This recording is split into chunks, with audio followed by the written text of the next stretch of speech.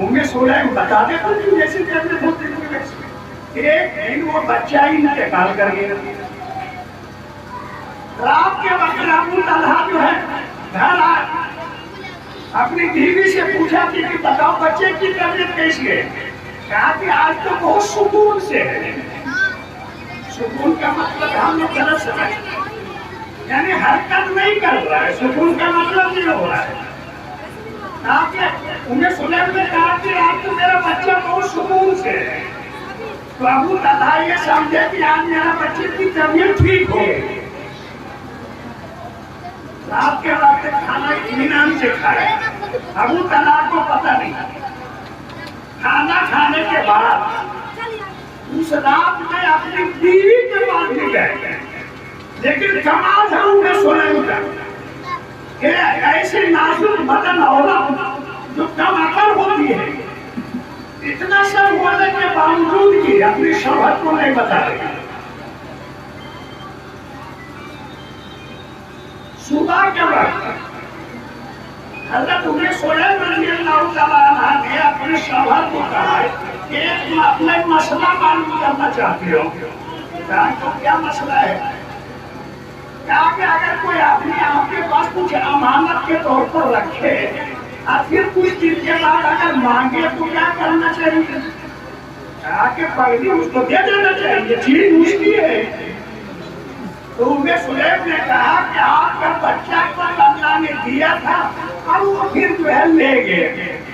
اس کی چیز تھی, وہ اپنے ملکیت میں جیسے چاہے ویسا تصرف کیا, وہ بچہ ہی انتقال کر گیا. حضرت ابو طلحہ رضی اللہ تعالیٰ عنہ جو غصہ ہو گئے کہ رات ہی تم نے کیوں نے بتایا؟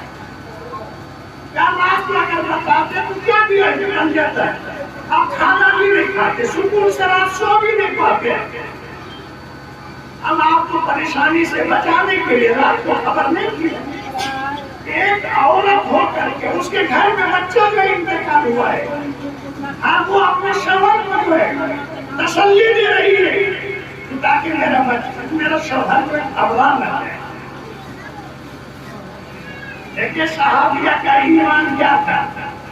اللہ کے رسول جناب محمد رسول اللہ صلی اللہ علیہ وسلم کی صحبت کا اثر تھا کہ ہر مصیبت کے وقت میں جو ہے صبر سے کام, چاہے عورتیں ہو یا مرد ہو, بس اللہ کے رسول جناب محمد رسول اللہ صلی اللہ علیہ وسلم نے جو بتا دیا تھا اس پر عمل کرتے. اب آئیے تھوڑا سا جو زیادہ ٹائم نہیں لینا ہے, تھوڑا سا جو میں نے حدیث پڑھی ہے ان دنیا خلقت لکم, ذرا اس پر ذرا سا غور کیجیے گا.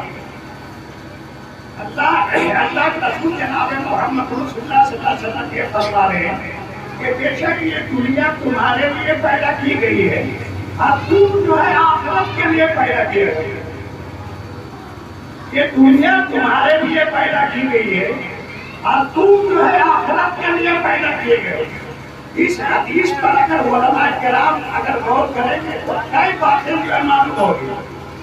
پہلی بات تو یہ معلوم ہو رہی ہے کہ انسان اگرچہ پہلے نہیں تھا, لیکن جب اس کا وجود ہوا تو اب یہ انسان ختم ہونے والا نہیں ہے. ایک زمانہ ایسا گزرا ہے کہ دنیا کی تمام چیزیں موجود تھی لیکن انسان نہیں تھا.